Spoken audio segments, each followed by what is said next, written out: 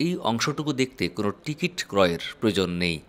এছাড়া মূল clock tower ভবন এবং এর অভ্যন্তরে থাকা জাদুঘর ও বিশালাকায় ঘড়ি দেখতে হলে আলাদা টিকিট কেটে প্রবেশ করতে হয়। জনপ্রতি প্রবেশ মূল্য গুনতে হয় ১৫০ রিয়াল বা প্রায় ৫,০০০ টাকা।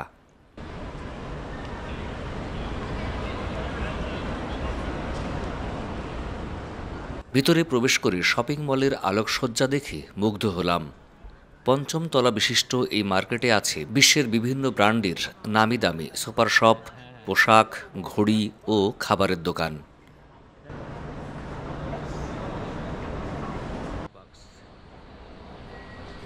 ভবনটির দ্বিতীয় তলায় উঠতেই এক পারফিউম বিক্রেতা তার দোকানে থাকা সকল ফ্লেভারের পারফিউম ফ্রিতে শরীর ও হাতে লাগিয়ে দিতে লাগলেন।